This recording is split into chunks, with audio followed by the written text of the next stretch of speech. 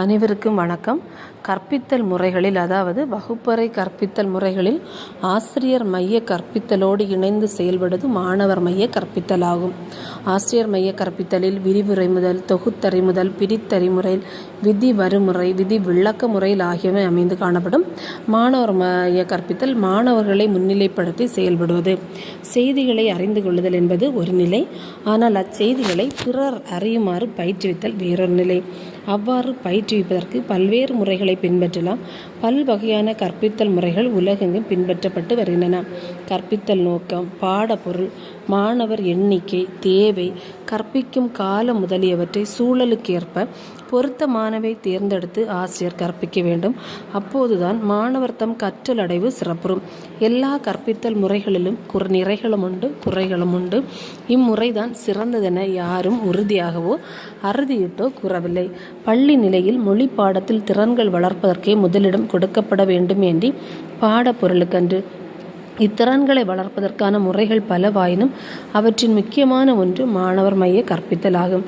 கற்பித்தலில் மாணவர்களுடைய நிலை, தேவை, திறன் ஆகியவற்றை அடிப்படையாக கொண்டு செயல்படுவது மாணவர் மைய முறையாகும். மாணவர்களின் செயல் மற்றும் விருப்பத்திற்கு முக்கியத்துவம் தரப்படுவதால் மாணவர் மைய முறையே சிறந்ததாகும். அனுபவங்கள், புலன்கள் மூலம் கற்கும் தன்மையால் கற்றல் நீடித்திருந்தும் தன்மை உடையது. ஆராய்ச்சி மனப்பான்மையை மாணவர்களிடம் ஏற்படுத்த மாணவர் மைய முறைகள் பயன்படுத்துகின்றன. மாணவர் மைய கற்பித்தலில் முதலாவதாக காணப்படுவது கருத்தரங்கம். கருத்தரங்கம் என்பது குறிப்பிட்ட ஒரு நாவல் ஆசிரியரின் படைப்புகளை குறிப்பிட்ட காலத்தில் பல கதை மாந்தர்களின் பண்பு நலன்களை தனித்தனியே ஒவ்வொருவருக்குரிய தலைப்பாக்கி அத்தலைப்பில் ஆயத்தம் செய்து வந்து அக்கருத்துக்களை கோவையாக ஒருவர் பின் ஒருவராக பேச வைக்க வேண்டும். இதில் கருத்தரங்கிற்குரிய பொது தலைப்பினை ஆசிரியர் கூற உட்தலைப்புகளை மாணவர்களின் விருப்பத்திற்கும் ஆர்வத்திற்கும் ஏற்ப அவரவர்க்கும் உரிமையாதல் வேண்டும். விரும்பிய தலைப்பு கிடைக்கும் பொழுதே நிறைந்த அளவில் சிறந்த கருத்துக்களை அவர்களால் தர முடியும்.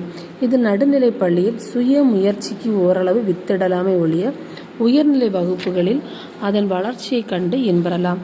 மாணவர்கள் அரங்கேறி விவாதிப்பதற்காக வகுப்பறை கருத்தரங்கு நடத்தப்படுகிறது. கருத்தரங்கை தலைப்பழித்து ஆசிரியர் தலைமையேற்று நடத்துவார். வகுப்பறை கருத்தரங்கின் நோக்கம் மாணவர் பேசுவதற்காக குறிப்பிட்ட தலைப்புகளில் வாய்ப்பு தருவதும் அந்த தலைப்பில் பொதுவான கருத்துக்களை பிற மாணவர்கள் அறிந்திட செய்வதும் வகுப்பறை கருத்தரங்கின் நோக்கமாகும்.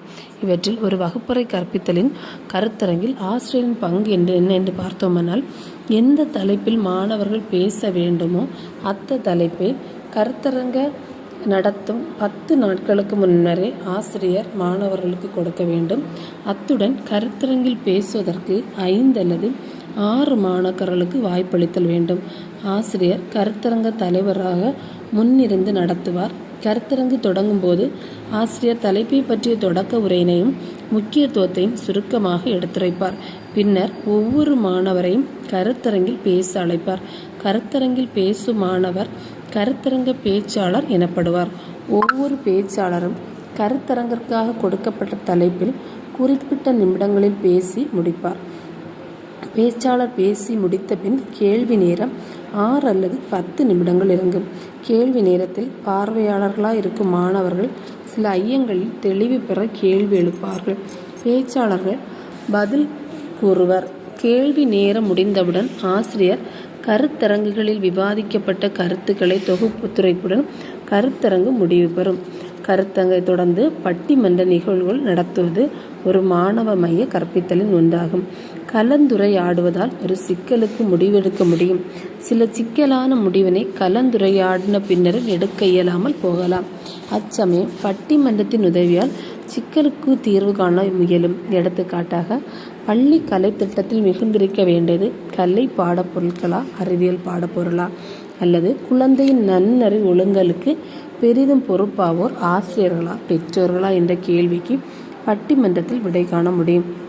இதனை நடத்தும் முறையை பார்த்தோம் என்றால், பட்டிமன்றத்தில் 2 அணிகள் இருக்கும். ஒவ்வொரு அணியிலும் 4 அல்லது 5 திறன் சமன்பட்ட பேச்சாளர்கள் இருப்பர்.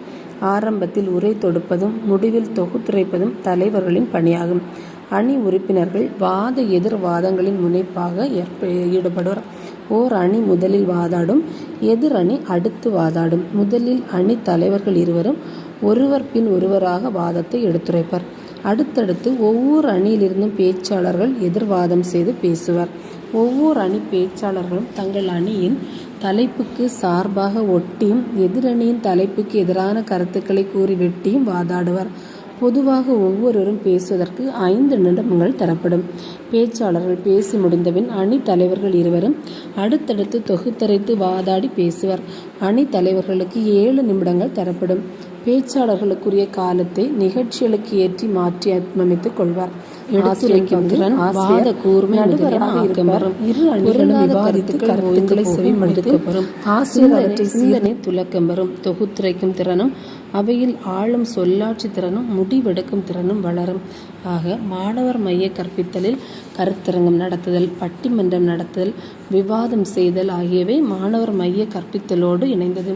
இவற்றை ஒரு வகுப்பறையில் நடத்தும் போது அவற்றோடு மாணவர்கள் இன்னும் அதிகமாக கற்றலில் தங்களை ஈடுபடுத்திக் கொள்ள இந்த மாணவ மைய கற்பித்தல் வழிவகைக்கும் என்பதில் ஐயப்பாடில்லை. நன்றி. பட்டிமன்றத்தில் பங்கு பெறாத மாணவர்கள் பார்வையாளராக இருந்து கேட்டு அறிவு பெற்று மகிழ்வர். குறிப்பும் எடுத்துக்கொள்ளலாம். இதன் பயன்கள் வாத எதிர்வாதங்கள் ஆழ்ந்த சிந்தனைக்கு வழிவகுக்கும். மாணவரின் கற்பனை திறனுக்கும் நகைச்சுவை உணர்வும் மேம்படும். மாணவர்களிடம் அவை அஞ்சாமை,